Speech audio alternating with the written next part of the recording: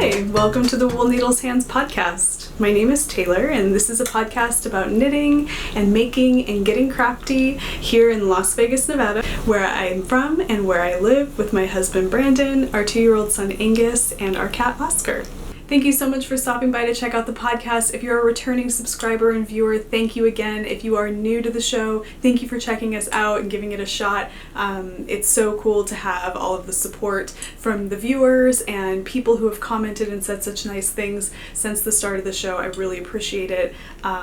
It's really you guys who make this whole thing go round, and I would watch knitting podcasts in the past and you hear them use the term we when referring to things going on with the podcast, and I totally get it. The reason why we are a we is because of all of the support from the viewers of the show, so thank you so much. We just hit a milestone in the podcast. We are now over 400 subscribers. That is amazing. You guys, I had very few expectations going into this whole thing, and when I started seeing the subscriber count go up, I started to really feel how exciting it is to be a part of this community, and that overwhelming feeling of connectedness, and just being embraced in this community has really made me feel just amazing. So thank you so much for your support. As a thank you, I would like to announce a 400 plus subscriber giveaway. So what I want to do in the giveaway is to offer a couple of creations from yours truly to you guys, and the way that you will qualify for this giveaway is via the Ravelry thread for the 400 plus subscriber giveaway. But before I tell you how to do that, I'm going to show you the prize that I'm going to be giving away. Okay, so a few weeks ago, when I really started to dive into hand dyeing yarn, and actually my second dye session, I created a skein of yarn that I've gotten lots of really great compliments on, people really loving the colors, and it's one of the favorites that I've dyed so far. I think I could actually say it's my favorite that I've dyed so far because I'm a really big fan of this color. But I wanted to give that away in the subscriber giveaway. Handmade by yours truly. I figure what better way to thank you guys for being here to support my creative journey than to give you one of my creations. Actually, two of my creations, the second of which I'll talk about in just a second. But the first is this skein of hand-dyed yarn. So this is a 75/25 merino nylon, superwash merino nylon, and it is an emerald green with lighter greens mixed in and black speckles throughout. The contrast is really beautiful in the yarn. I can only imagine what this would look like knit into socks, a shawl, anything that you can imagine. So this will be going to one of the lucky viewers of the show. And in addition to that, and I created my own yarn band, you guys, just for this occasion. Made me feel pretty official. But in addition to that, I will also be giving away a set of progress markers or progress keepers.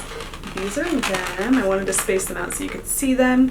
They are just little crafty progress keepers. There's some sewing scissors.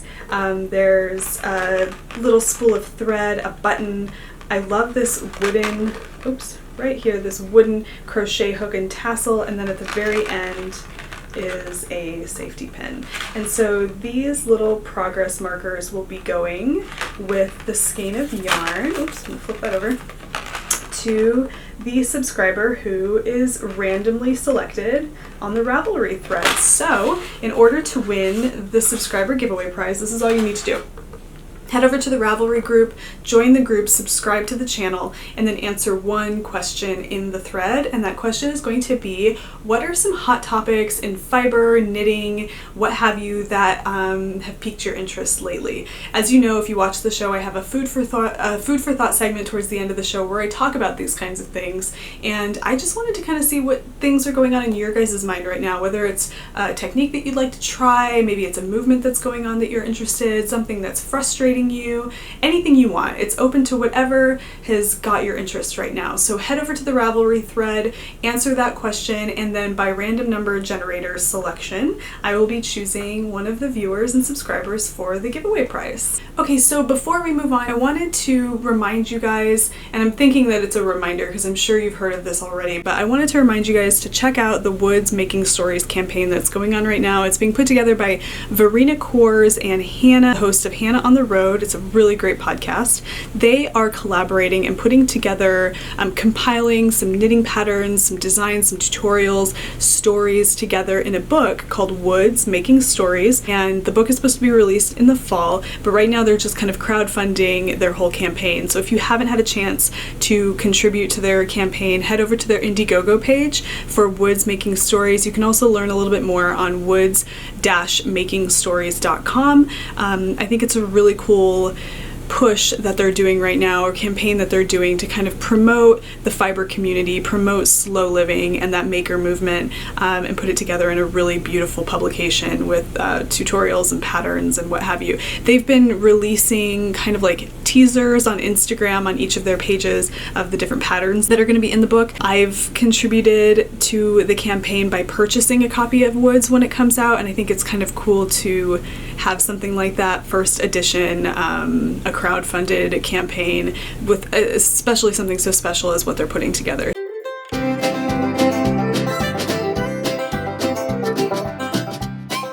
Okay, so the next thing that I would like to announce is the first ever knit-along for Wool Needles Hands.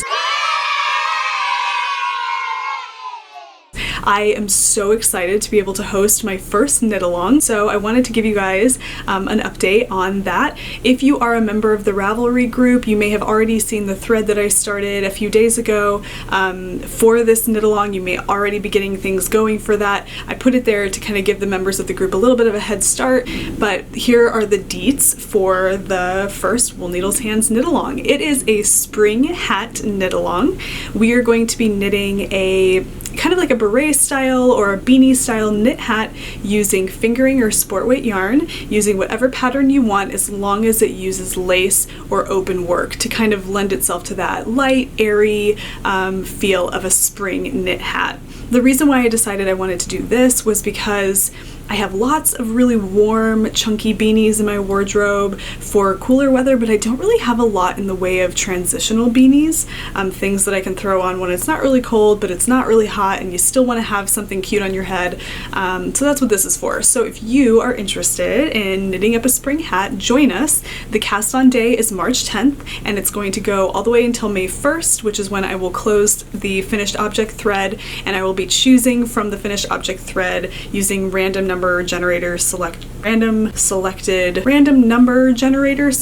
I'll be choosing randomly from the finished object thread for the prize for the knit along, and I'm really, really excited to share with you this prize because the lovely Chelsea from Darn Yarn MN was gracious enough to donate one of her beautiful project bags to the show to give away as a prize for the spring hat knit along. So I want to share that with you now. If you have checked out Darn Yarn MN's project bags, you'll know that they're amazing, number one, but you'll also know that she does really great peekaboo project bags with the little windows in the front so you can see your work. So she's donated one for the spring hat cal prize. So here it is. So this is going to be the project bag that is the prize for the lucky winner of the spring hat cal. It has this really pretty teal and narwhal printed fabric, and I just love it. And I love this contrasting pink zipper, and of course the wrist strap here. It's just the whole enchilada, guys. It's awesome. And the window in the front is just the best. I love it so much. So this is going to be given as a prize for the knit along. Oh, and I forgot, she also puts these really cute little progress keepers, and this is a mermaid. Oh, I just love it. So this will be part of the prize for the knit along, and then I am going to be adding something to sweeten the pot. And again, it is one of my own creations. It is another skein of my own hand-dyed yarn. This one I featured on the second installment of the vlog, Making Progress. You've seen it, but it looks different because I've re-skeined it. So when you see it on the vlog, that is the skein that is hanging to dry and twisted into a skein, so you can kind of see how I deposited the color. This has been reskeined, so you can almost see what the colorway is going to do when it's knit up. You kind of see the color pattern a little bit better. So this is the skein of yarn that I will be adding to the prize for the spring hat knit along, and I love it because it has all the spring colors, teals and pinks and pale pinks and purple, and there's some gray sprinkled in there. And again, I have another one of my own little yarn bands. And I think one of the best parts of this is that it looks so good together with the project bag. Look how good those go together, you guys. So pretty. I feel like they bring out the colors in each other. And then to kind of give you an idea of what it looks like all together, I'm going to bring you in here. You can stick the yarn in the bag. And there you go. Look at how good they look together. So perfect. A match made in heaven.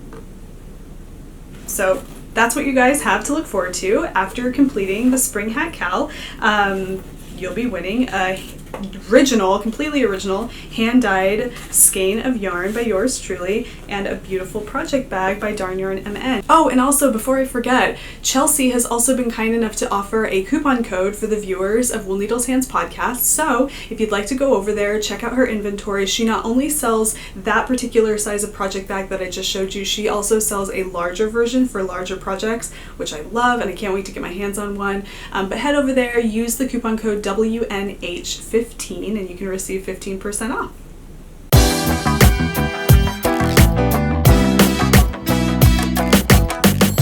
So as you know, I have lots of creative goals for 2017, and one of those goals was to sew my own garment for my wardrobe, and I have that garment lined up. I've chosen to do this particular pattern by Tilly and the Buttons. It's the Cocoa pattern. It is a dress and 2 top options. And I actually just noticed that Katie from Inside Number 23 is going to be sewing up the same pattern, so that's kind of exciting. Katie, if you're watching, I dig that. Can't wait to see what yours looks like and what fabric you choose. But anyway, I like this pattern. It has kind of a vintage flair to it, so this is going to be the first garment that I sew for that goal of 2017. However, I feel like that's kind of underdoing it a little bit. I think I have more potential than just doing one pattern. So I decided I'm going to jump on board the Make 9 2017 movement that's going on. And what it is you choose 9 things that you're going to make for your wardrobe for yourself in 2017. And it's to kind of promote the idea of a handmade wardrobe. But I think when it comes to doing things with your hands and creating the things that you need, I think that there's something really special and important to that whole concept. So that's kind of my way of not only fulfilling my goal for 2017, but kind of embracing that movement. And so what I've done is I went to the library, I scoured their sewing section, and I found some books that I'm going to use to pull ideas for the items that I could make for the Make 9 2017 movement. So I wanted to just share some of the things that I got with you. I'm really happy that my library has such a great sewing section and knitting section, and I'm also really happy that I seem to be the only person who is a regular in this section. It's always stocked with the best books. So I don't know if it's just because I come at the right time, but who knows, I always just feel like I have luck. The first book that I picked up thinking that I could use it for my Make 9 challenge is this one here. It is called DIY Wardrobe Makeovers, and it is by Susanna Hamlin Stanley.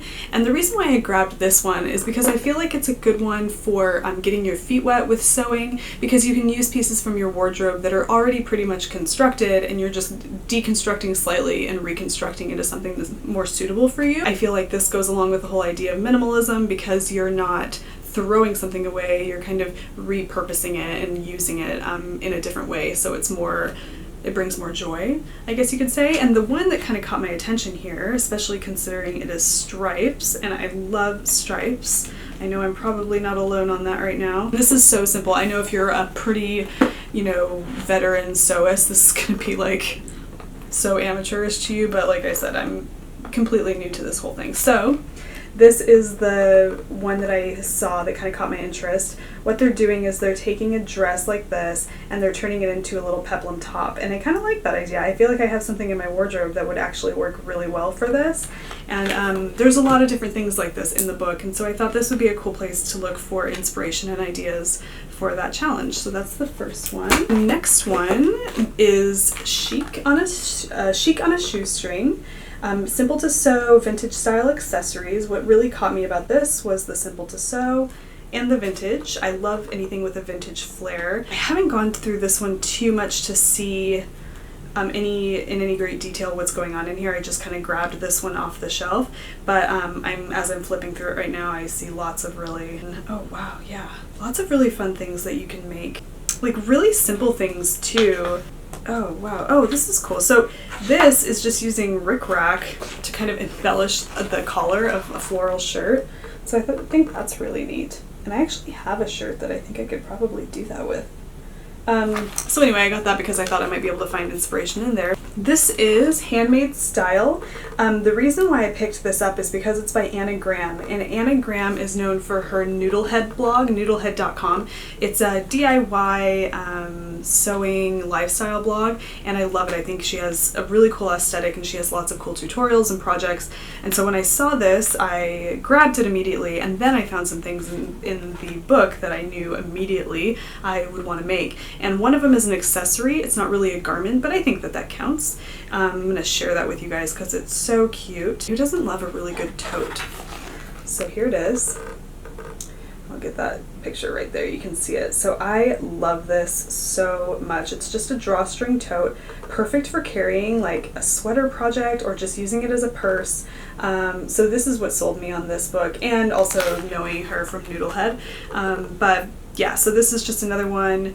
Basic patterns for clothes, pretty easy patterns for accessories that I think I could learn a lot. I could kind of develop my skill set with this a little bit, especially if I choose to do that bag. It looks kind of difficult, but who knows. So that's another one. It's Handmade Style by Anna Graham. And this one was more just, I was just interested in the book, not necessarily because it doesn't have a lot of garments in it, but it has some accessory ideas, but it focuses on reinvention using recycled textiles. And so it is called Reinvention, Sewing with Rescued Materials. And again, focusing on that whole minimalism, reduce, reuse, recycle. The textile production industry is huge, and I know that it probably carries a pretty big carbon footprint, and if you can do anything to kind of minimize your impact on that, I think that that's a good thing. It's hard to do that, but if you can find some ways to do it, then you know that you're making a small effort. And one of the things that caught my attention in here that I thought was neat, especially for my knitting supplies, again, it's not really a handmade wardrobe item, but I just thought it was cool. It's this. What she does, or what she shows you how to do, is how to take mailers.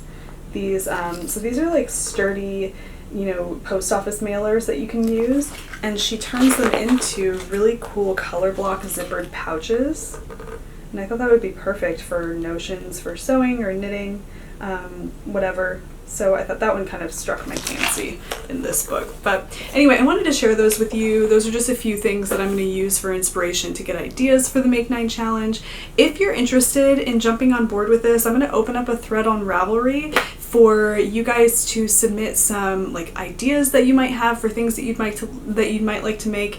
If you're going to do the Make 9 Challenge, you can do anything. You can knit, you can crochet. I'm just focusing on sewing because that was part of my goal. But I figured maybe you can help me get inspired. We can help each other get inspired. So check out the thread when it opens up. It'll just pretty much be a chatter thread for now where you can post works in progress, just chat up various different sewing patterns, whatever, fabric ideas. And then towards the end of the year, I'll post a finished object thread for those of you who have participated in the Make 9 Challenge to show us your 9 items that you made.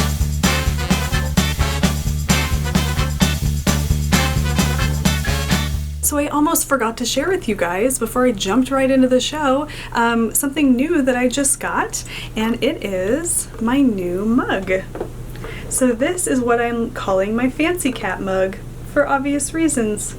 These little feline guys are super fancy.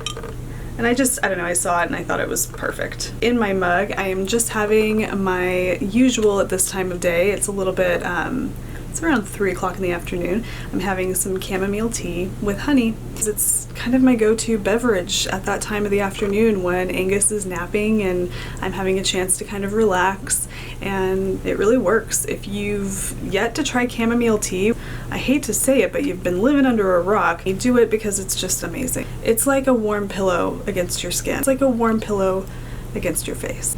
That's terrible. I apologize. That was awful. But try chamomile tea. It's definitely very soothing. The honey that I'm using in my tea, and Mom, I don't know where you got this, but it's delicious. It is by Nature Nates, and it is all natural, unfiltered honey. It's really good, and it's huge. It's gonna last me a while. Whenever I find new brands of honey, I get really excited about it because I do think that there's a flavor difference, and maybe that's obvious. Whatever. Nature Nates raw and unfiltered honey. Oh, can't move on without taking a sip. That's what's going on in my tea right now.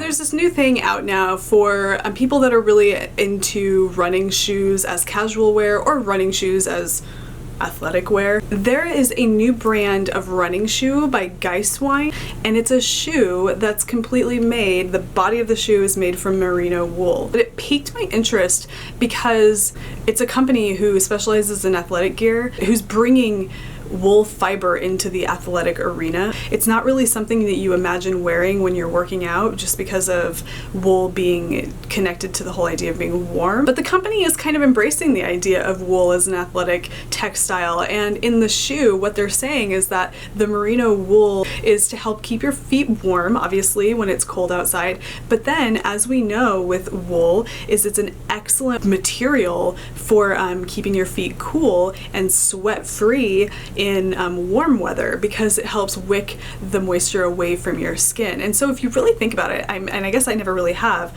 wool is kind of like the ultimate material. It's like an all-weather fabric, depending on how thick, of course, it is, but it does have that ability to keep you so warm because it pulls moisture away from your skin. And in that same vein, the pulling moisture away from your skin keeps you comfortable when it's hot outside. So anyway, Geiswein has come up with Geiswein Merino Runners, which are running shoes made completely with, other than the sole of course, made with merino wool for that purpose. I guess it's not really news, but it's kind of a product.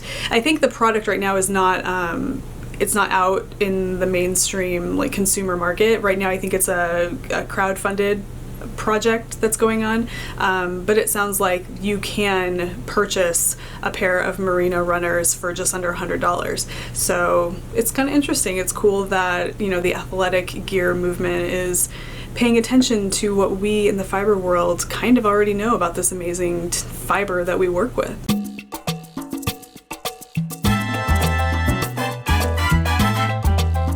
All right, guys, I've done a lot since we've spoken last. However, I feel like it doesn't look like I've made a lot of progress on the things that I showed you in the last episode. And a couple of things I showed you in the last episode, I'm not even gonna show you in this episode, and I'll explain that in just a second. This first work in progress is my pair of stripy socks. And here's the thing. In the second episode, I touted knitting to, I think it might have even been the first episode. I told you all about how knitting socks 2 at a time is the next best thing to sliced bread, and it's so easy and it's so fun and this and this and this. And yes, it is great because it's nice to know that your socks are going to be exactly the same. It's nice to know that you're going to be done with both of them at the same time. But this is what I've come to realize, and I know some of you are thinking in your mind, I told you so. I thought that. This is why I don't knit 2 at a time. I get it. It's really fiddly. Show you already. I guess I need to shut up and move on with the show, right? Here are my socks, and gosh, I love them so much. I love this yarn, and I'm working on a Fish Lips Kiss heel. So this is my very first Fish Lips Kiss heel, and it's coming out pretty good. The only thing, just a side note about any heel that I make, one side is always better than the other. So this side, for whatever reason, there's a little bit, I don't know, there's a little bit of a gap right there. And I'm not sure why that happens to me. Actually, it wasn't even that side that I showed you. It was, yeah, that side doesn't look that bad. It's this side. Here, if you can see, there's a little bit right here of a gap. So I'm looking at my computer screen, which is showing me what my camera is recording, but it's backwards. And so if you notice my hands moving off in a weird direction, that's why. I'm getting used to it. It reminds me of like weather people when they're like showing you where the weather is and hard to imagine where it is when you can't actually see the screen. Whatever. If you notice that, that's what's happening. So this is the corner that I'm having that little corner of the fish lips kiss heel gave me a little bit of gap. I thought that I had the tension pretty good, but I guess I didn't. But it's okay. I'm not planning on going back and fixing it. I can reinforce it after I get done with the socks. Back to the 2 at a time issue. What I notice when I knit 2 at a time is it really slows me down. I actually mentioned in my previous episode that I thought you worked kind of at the same rate considering you're doing both of them at the same time, but I don't think so. I really do think that you knit a pair of socks slower when you're knitting 2 at a time, because the extra weight of that other sock hanging on the needle while you're working on one of the socks causes, I feel like it causes some kind of a tension which slows me down. But when I work 1 at a time, it just almost frees up the weight and my hands kind of fly through the stitches a lot faster, and I can actually, when I'm knitting 2 at a time, I can't knit and watch TV. I have to kind of look at what I'm doing. When I'm knitting 1 at a time, I can knit and not look. I can do it, you know, when I'm doing stockinette stitch.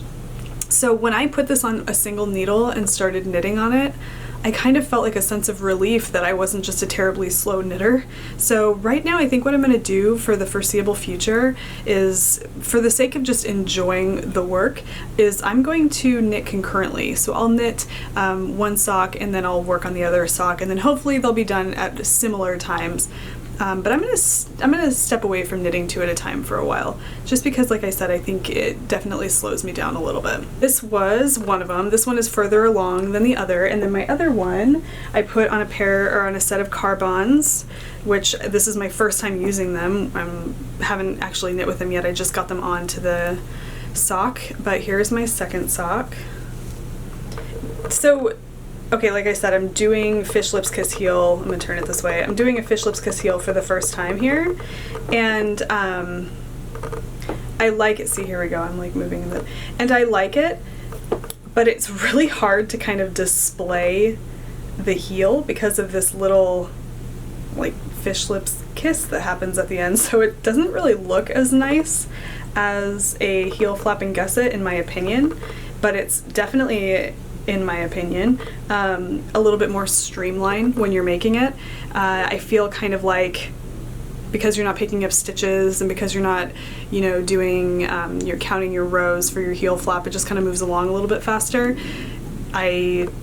Yeah, so I like it so far. I think it's good. I don't think it looks as classic as a heel flapping gusset, and I'm not really sure how I would feel about a contrasting heel with a fish lips kiss heel. I've seen it and it looks fine, but I really like a contrasting heel flapping gusset. It's bigger. It really shows the ribbing in your heel flap. So I'm not sure how I feel comparing the two, but I like this so far. I definitely feel like I got through the heel a lot faster, and the yarn that I'm using, it's kind of, I like how it actually folds nicely. Look at that, it's so neat. But I like how the yarn, the striping is kind of giving it almost like a color block for the heel. You know, you get some heavy stripes in the heel department. So yeah, so those are my stripy socks for Candace's Stripy Socks Cal from the Pin Feathers and Pearls podcast. And I think I'm making pretty good progress now, especially now that I put them separate. I separated them from knitting them 2 at a time. So whatever, I learn. So next time I see you guys, these will probably be ready for me to wear. Actually, they will be ready for me to wear. I should have these done in the next day or so. Oh, and they are living in my Darn Yarn MN project bag. This is one that I purchased after seeing them for the first time on the Hey Sister podcast. I fell in love immediately because of being able to see the project on the inside.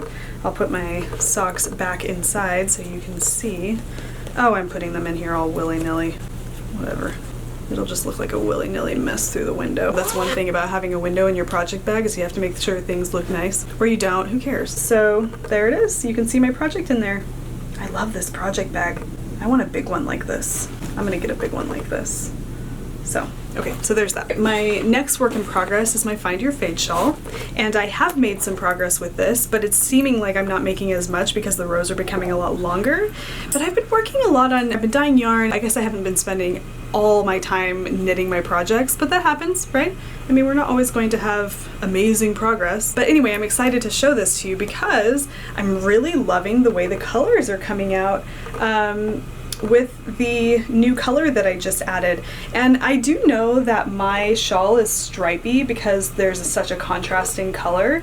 It doesn't melt like you see a lot of others do, but I'm okay with that. I think that I think it looks beautiful when it melts so seamlessly, but I like this because I love the difference, the contrasting in these colors. And this most recent color is a lichen and lace. I was told it's pronounced lichen and not lichen, so that's what I'm gonna say. And it is this really pretty, you know, when it's all skeined up, it almost looked like a rose color, like a very pale rose color, but now that I'm working with it, you can really see all the nuances in the color. There's pinks and beige and real muted browns. And then like in this striping here, you see that it's almost like picking up the pinks in the lighter color. So I don't know, it just works really well together. I'm really, really happy with the way this is coming out. If you haven't started to find your fade shawl and you're interested in it, definitely give it a shot. This is my first ever shawl, and I think it's a perfect pattern considering that. The lace work is easy. Usually, I mean, the first little section will get you a little bit, but never fear, it gets really easy. It's super easy to memorize.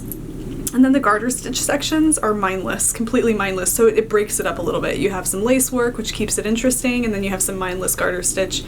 So it makes it like, it's almost addicting because one makes you want the other, which makes you want the other, and then the color changes, and then just forget about it.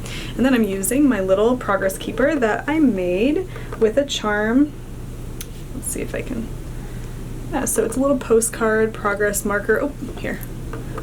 Yeah, so it's just a little postcard, and it has the golden stamped on one side, and then it looks like a postcard on the other side. So I'm proud of that. So that is my Find Your Fade shawl. My colors so far are, so the dark, we have another lichen and lace, and then this purple, beautiful purple, is by My Dear Design, and then like I said, the lighter color is lichen and lace.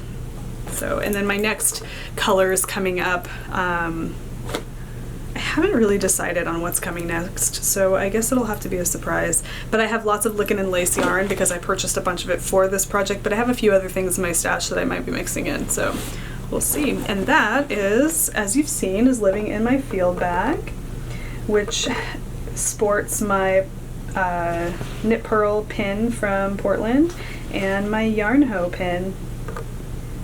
Yeah, so there you go. So the next work in progress is one from prior to 2017. Like I mentioned in the last episode, I'm going to combine, in my work in progress segment, I'm going to combine pieces or works in progress from prior to 2017. So every episode will be a different one. And it doesn't necessarily mean that I'm going to be working on that actively at that time, but just I want to share them, bring them out, dust them off, and maybe it'll inspire me to pick one back up. And the one I'm about to show you, I think might be doing that, because now that I'm looking at them, I'm feeling inspired. Make me want to knit all the slipper socks. And I'm not really sure why I put this away, but I'm happy to bring it out and show you.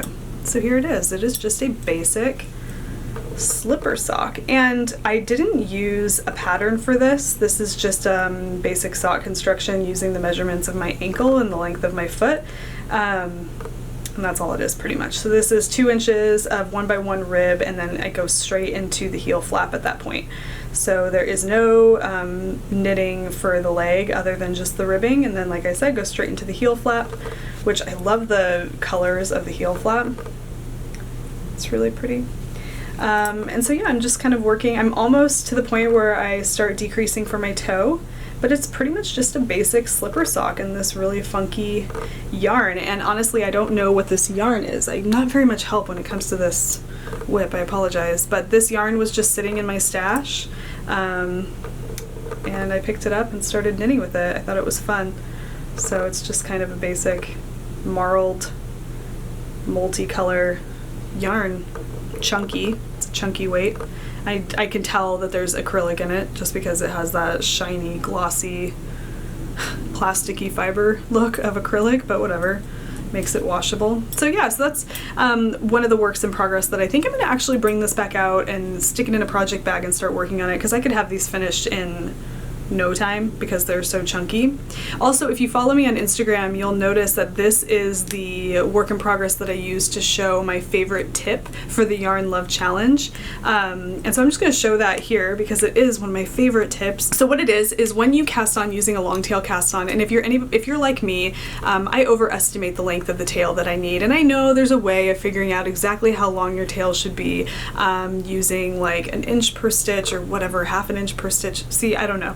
But I never do that. I just kind of eyeball it.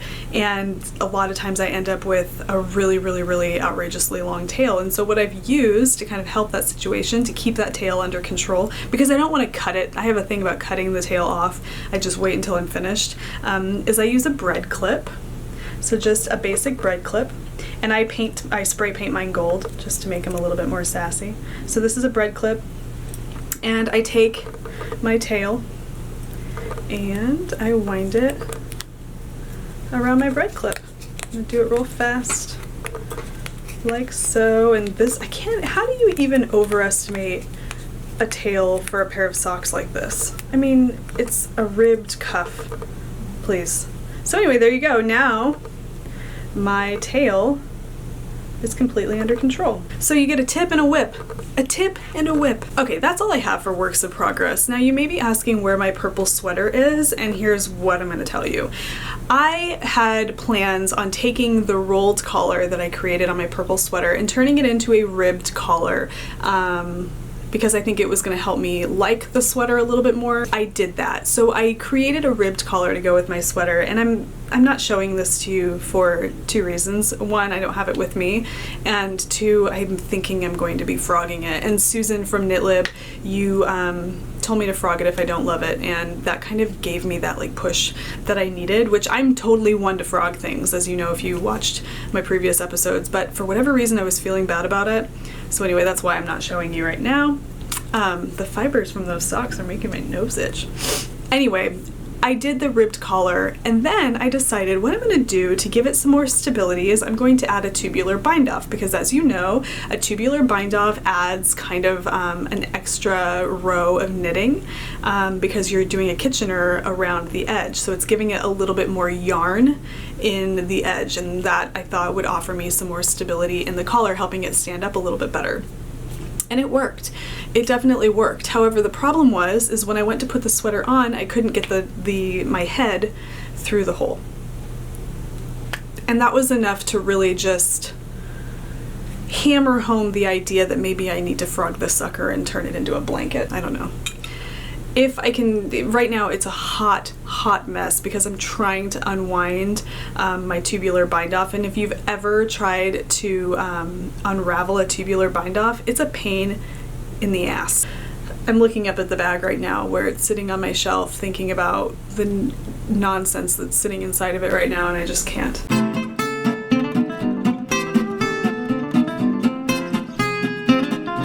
Okay, so finished objects this week are not knitting related, but they're hand dyeing related. I have 2 skeins of yarn that I just recently dyed and re-skeined, and I wanted to share those with you for this segment. So here they are. So here it is.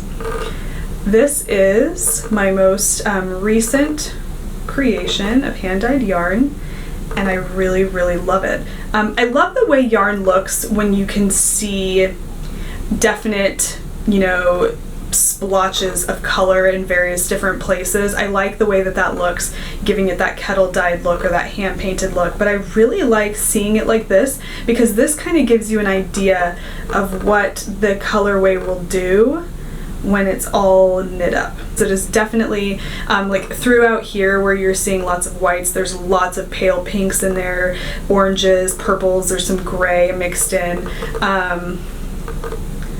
But yeah, I really love the way that it came out. It's super pretty, so I think it would look good knit up into a pair of socks, or I mean anything, but I think this color is perfect for a pair of socks. The second one that I did is smaller because I'm using a leftover skein that I was pulling yarn from minis, and I love, this is my favorite. I would love a full skein of this because I think it would make beautiful socks. Lots of teals and purples in there, pinks and grays, just I don't know, it's just a lot of good color combinations here.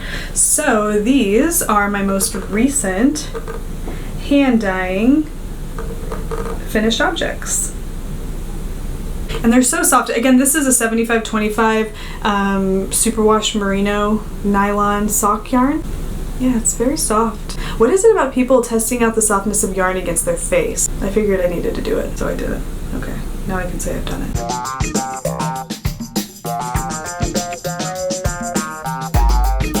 Okay, so moving on to acquisitions. I have some exciting things that I want to share with you guys. Not a lot of yarn. I have some yarn, but some just little doodads that I'm excited to share with you. So I'm going to actually start with the yarn though. This just came, and I have been waiting for this to come because I knew it was going to be gorgeous. As you know, if you watched a previous episode or if you've seen my Fresh and Fruity socks, I really love Long Dog yarn. I think that Brandy makes beautiful colors. Her the yarn that she uses as her sock base is gorgeous. It has really great ply definition, if that's even a thing. That's what I call it. But anyway, I wanted to share that with you. So this is her February colorway. It is a beautiful pale pink with speckles of, you know, neon pink and purple. It's just gorgeous. And it came as a set with her Fig colorway. So here's her Fig colorway. Oh, look at that. Isn't it just juicy? It looks like the color of pomegranate juice. I just love it so much. And together, oh gosh, they make such a good sock set together. They're a good team. Look at that. Please. That's delicious. Brandy, you're a magician. So yeah, so that is Long Dog yarn in the February colorway and a Fig mini for contrasting heels, cuffs, and toes. I definitely think because of this Fig color, when I make these socks, I'm doing a heel flap and gusset because I think this color with a heel flap and gusset would look gorgeous. This is on my favorite base, which is an 80/20 superwash merino nylon. I love 80/20. I prefer it to 75/25. I think a lot of people do. But, you know, like I said, one of the things about her yarn is the definition of the individual plies in the yarn. So you can see that here. I'll let it zoom in and focus. Let's see if I can get it to focus. Yeah, so if you look, you can see the definition of the yarn and the individual plies, and it's just so gorgeous. It almost gives, and then the merino has like a little bit of a luster that I love so much. And then here it is in the mini. So you can see that there. Oh gosh. Oh, I can't wait. I cannot wait to cast these on. And so there's that. My next acquisition is what I will be housing those in when I cast on. The lovely Chelsea of Darn Yarn MN, who was so gracious to donate the project bag for the Spring Hat Cal prize, also sent one for me to keep. She knew my birthday was coming up. I had mentioned to her that I had been eyeballing a particular pattern that I had asked for my birthday from my husband, and she sent that for me. And Chelsea, again, thank you so much. It is this amazing toile project bag with this really cool nautical narwhal print. We have a sea captain, there's a mermaid, and then of course the narwhals, and it looks like, what is this called, a helm? The like steer, I don't even know what that is. A compass. It's a compass.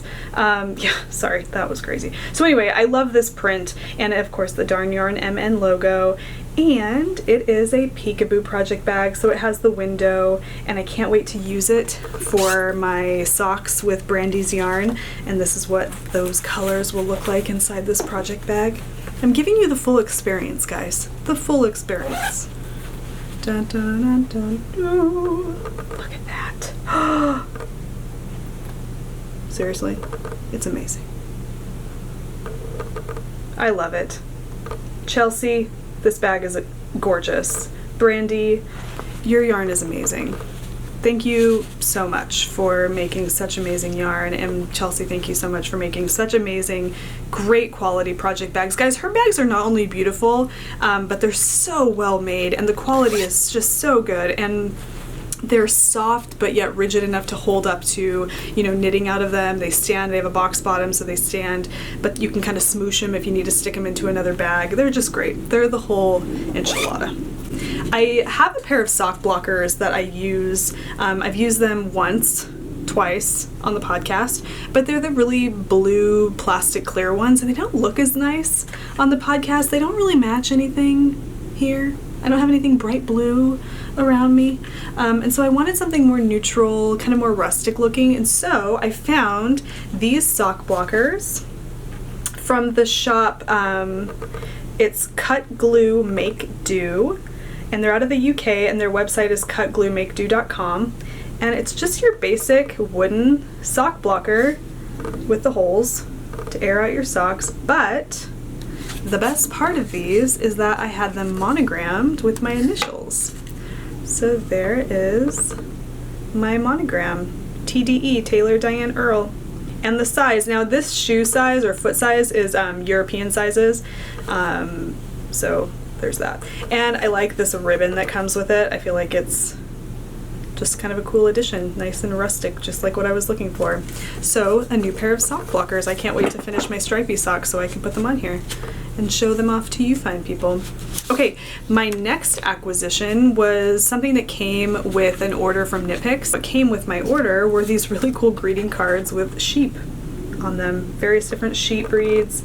They're blank on the inside, and they have the Knitpicks logo on the back. But yeah, they just have all different sheep. Collect them all. Yeah, so we have one of these guys. Look at those happy fellers.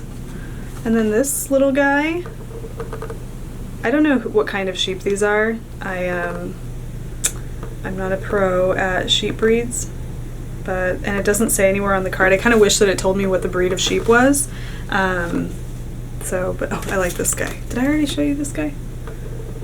Look at that. So like scraggly and mangy looking. And that's the thing about wool. An amazing thing about wool is that before it's, processed, it's so mangy and dirty, but it turns into such beautiful textile. So I was at Joann Fabric. I don't know if you have that where you are, but it's an excellent craft and fabric store. And I have a coffee mug that has the same logo on it, but they have these reusable bags that I love with the procrastinating vocabulary and the pink handle. So I am keeping my giveaways in this bag. Because I like to write my show notes before each podcast, I keep a notebook with me all the time so that if anything occurs to me, I can write it down and then use that when I'm compiling my typed up show notes that I put on the Ravelry page.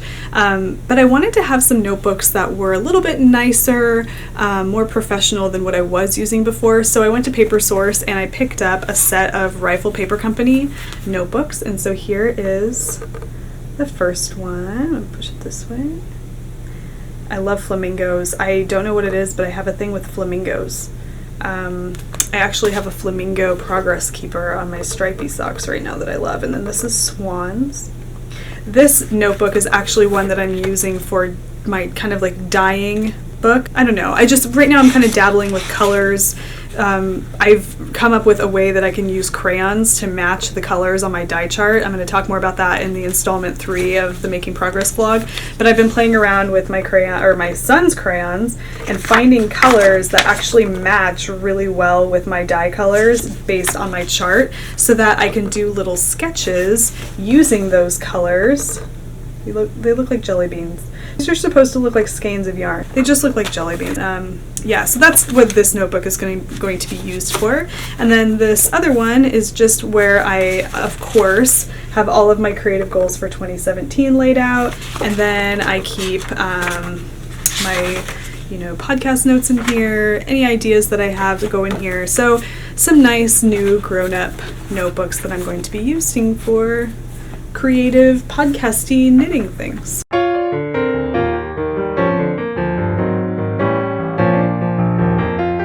So I have been thinking about something lately that is not really, it's knitting. It's obviously knitting related, but it's something I wanted to talk to you guys about and see if it's maybe something you have an opinion on. But for my food for thought this week, I wanted to talk a little bit about the concept of putting the needles down. When is it important to put down the needles and unplug from your knitting for a while? I had this kind of epiphany. I don't even know if you can call it an epiphany, but I was thinking about this when I was visiting with some family recently. We were sitting around in the living room, just kind of being casual and social and comfy, and I was working on a knitting project. And to me, I know that when it's something mindless, I was actually doing my Find Your Fade, I was working on the garter section. When it's something mindless like that, I can really be present in the moment. I think I can be, but this is where it gets sticky. I start noticing that it becomes distracting for the people around me who, of course, aren't knitting. And I think that they think I'm not paying attention. And I get that. Hello, that's so clear to me. When you're working on something and the people around you are not knitting or they're not working on something with their hands, even if you're looking up and you're visually or you're making eye contact from time to time, I think the fact that you have something going on in your hands can be distracting for others. And so I'm wondering, is that the same as, unplugging from your phone or unplugging from social media? That's kind of why I wanted to bring it up, to see what you guys thought about that. Is putting down the needles just the same as unplugging from social media?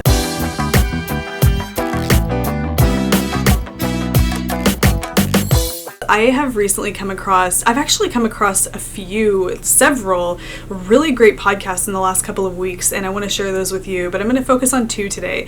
These two podcasters are people, and I think you hear this a lot when people share podcasts that they found, but that these are people that I feel like I would get on really well with in person. Their podcasts are really rich with content and fun to watch. They bring the regular segments into their podcast, like what we look for in a knitting podcast, but they have their own kind of flair. And the first one is Joy from The Anxious Knitter. She is out of Canada. I want to say she's in Waterloo, Ontario, Canada, and she starts every one of her podcast episodes comparing, or she tells how anxious she is. Like, I think one of them was like, every time I get a voicemail, I think somebody's died. She'll just give like a way that she's anxious. I like her show. She has kind of a cool spunky personality, positive energy that I enjoy in knitting podcasts. It was her most recent episode. Her husband joined her and was her co-host because it was his day off. They were celebrating, I think, his birthday. I'm like giving you the lowdown on her podcast. It's just really good.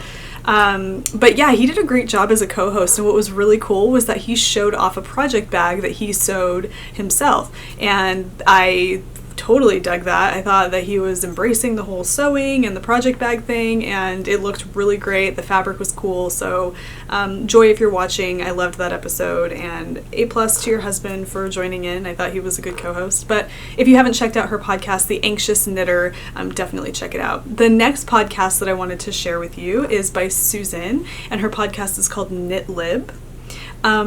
Susan is a really cool person. She has a really neat sense of style, and she's very artistic. She has an art background, and I think that art background makes listening to her talk about her knitted projects really interesting, because she goes at it with that kind of a perspective. And actually, in her most recent episode, not only did she co-host that episode with a bottle of cupcake wine, 2 thumbs up to you for that, but she talked a little bit about hand dyeing yarn. She touched on a subject that is one that I think is probably going to be coming up in future food for thought, probably in my next episode. I want to explore this idea with you guys, but check out her most recent episode of the podcast. She talks about the dangers of hand dyeing yarn, working with acid dye, and the hazard behind that. I'm not going to go into too much detail about it. I'll let you watch her show, but it definitely is interesting to me getting into hand dyeing yarn and definitely having to take those precautions because, the acid dyes are very hazardous. If you inhale them, you get them in your orifices. So, it's definitely something that, is a hot topic for me in that regard. So I was interested in hearing her talk about that, but then also sharing her experiences with hand dyeing yarn. She was kind enough to leave a comment on I think it was on my vlog, suggesting some different ways that I could work with small batch hand dyeing yarn. So Susan, if you're watching, thank you. Your suggestions, your advice are so welcomed. So I appreciate that coming from somebody who has, some experience with that. But anyway, her podcast is Knitlib, and then the previous is Anxious Knitter with Joy. So definitely check them out. Really great shows. I'll have more shows to share with you guys on my next episode, but check those ones out in the meantime.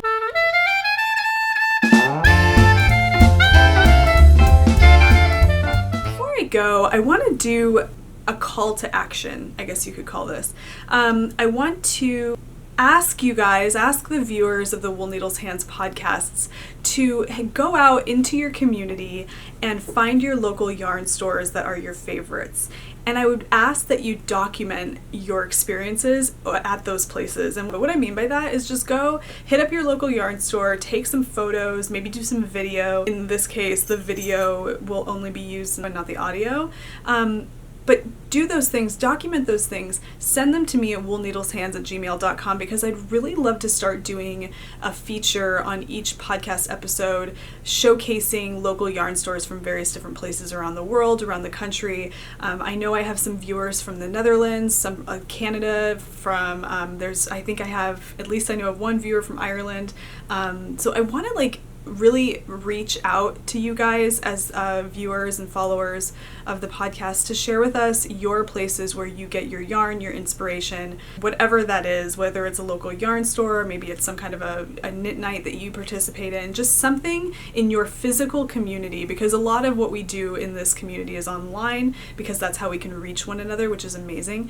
But I want to learn a little bit about your physical knitting community. So take pictures, take video, send them to woolneedleshands@gmail.com. I will feature them on the show, and we will continue to expand the reach of this fiber community.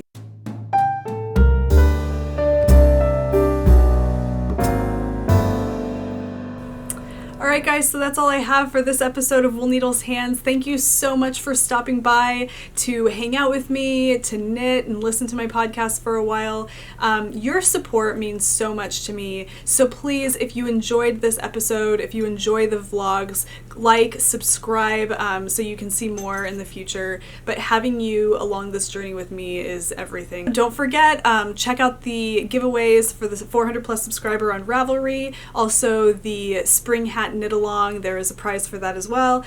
Check out those threads on the Ravelry page, get involved, get started, and then send me pictures and videos of your local yarn stores, because I really would like to start featuring them on the show. And I'm going to end this episode with a feature from my own local yarn store here in Las Vegas. Alright guys, have a great weekend, whenever it is that you're watching this. Happy knitting, happy everything that you're doing, and I will see you guys next time. Bye!